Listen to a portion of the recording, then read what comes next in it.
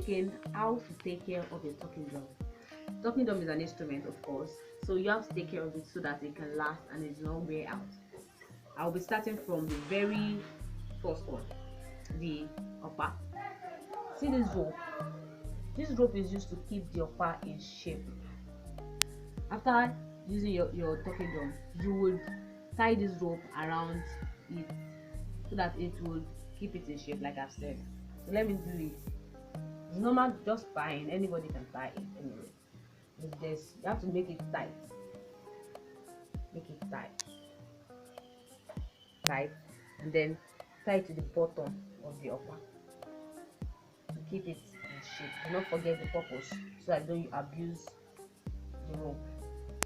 This is how your upper will be until the next use, so that it remains in the shape that should be. It has to be tight. It has to be tight, not loose in a way that it will be of no effect. It has to be tight. So that makes it a cloth. That means it can get dirty, can with sweat, we move around in dust and all of that. It gets dirty, we touch it with our hands, with our bare hands, it gets dirty. So how do we protect it and make it presentable anywhere we want to go, so that we are not carrying with a dirty oja? So we remove it. How? It is attached to the drum with a rope. I told you that the first class, with a rope. So you just remove the rope, like my own. You remove the rope. See? And then you remove the other end too. So you have your oja outside of your talking drum. Then you can watch this and spread it, because it won't be very right if we're carrying dirty oja about with our drums. It won't be. Don't speak well of us. Now the talking drum itself. This is asele, right? The asele is used to tighten the drum so that it can relax the membrane, right? But you don't just pull the asele at the idelu.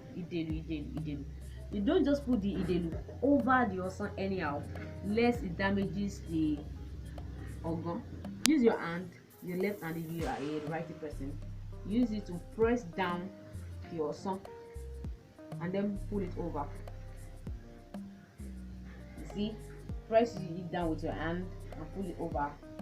Press it down with your hand and pull it over.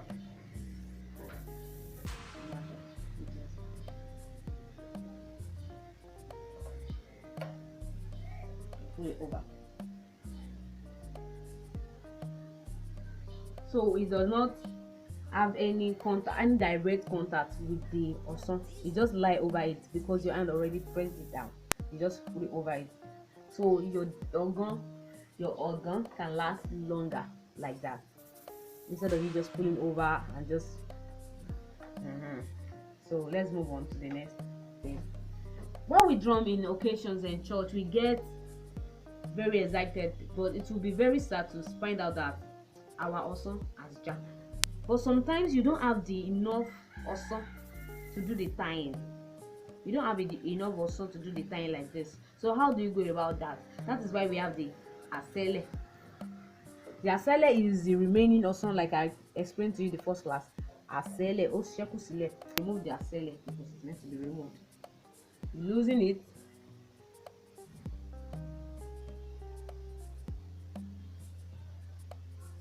So when you have a long one here and you have not enough here, you will from here bring it to the one that you have deficiency.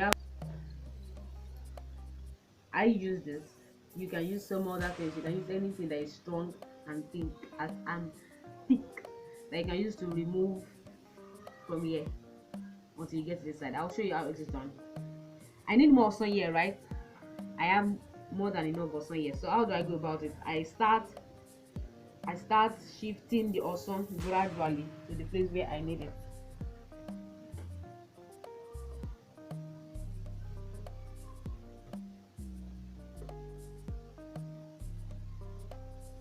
Then I pull it in from here, and then I pull out again from the other end. This is what I keep doing till I get to this end. Let me just keep doing it.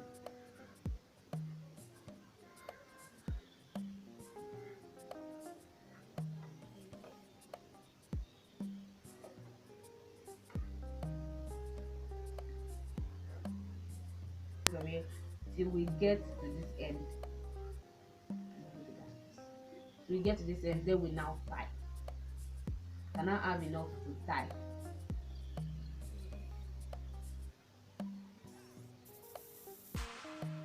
But sometimes the awesome like you have tightened it like this can remove easily. So there's also another way out. You can actually sew it, like sew with needle and thread. With normal needle and thread, it is advisable to get a bigger one. It's advisable to get a bigger needle, but if you can't, you can still manage a small one like this one. So when we have a needle and thread like that, you put the one that seems to be the tinier inside the one that seems bigger.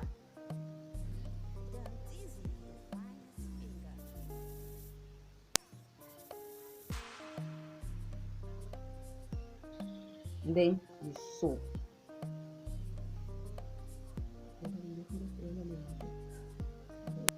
So when I'm done sewing, this is what I get. You see? When I'm done sewing, this is what I get. You see? The tinier one into the bigger one. This is what I get. So it's either I tie it this way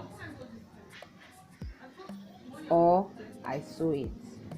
Either of the way is good for your awesome, so that we don't have a disjointed or separated one. So when you are done with that, you can now go back to your asele and then tie it together.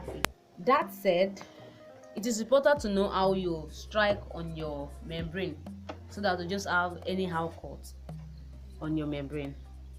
Permit me to use my upper like this. You do not just strike on your drum anyhow. You just strike anyhow, just strike from any angle. You have to strike from the center, the centralized point of the membrane. So you don't have, but if it actually tears, please take your drum to drum makers that can help you repair it well, because you can't repair it. You need another skin, another asile, and some other things. So but before you can have a tear here, that's to take a long time. Unlike beating your drum at the rim, do not play your drum at the rim, play at the center. The odo playing and all of that. You need to hang your drum on the wall. Hang on the wall, not put your drum on the floor, because there is an ant they call in Yoruba, they call it kenken. Some people call it aken, but I call it kenken. I don't know the English word. This kenken, if it beats your odo, it will affect the sound that will be produced from your membrane. No matter how hard you try to make it produce well, it will not produce the right sound because this odo has been beaten by kenken. But thank God, this kenken ant does not work on the wall, it only works on the floor. So do not put your drum after you use the floor. If you can actually get a bag for it and then hang it, it will be better. But if you cannot, put it on the wall there like that. So like that done, that said, this also gets dirty. Because we are humans and then we sweat, and while playing we sweat and then we sweat on it. It gets dirty and very dirty. Sometimes you see some awesome, they are close to black. Because they are not well taken care of. So I want you to know how to take care of your awesome. Now this is the super wash for awesome. I cannot use water to wash my awesome because this awesome is made of animal skin.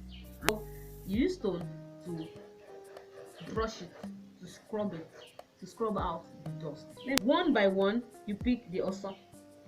Not one by one like that, but one by one. You pick the awesome and pick the rough part of the stone and brush over it.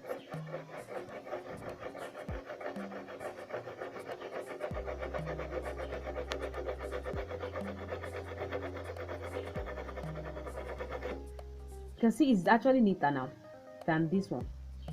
Washed it with akokuta. Akokuta is a stone that does not break easily.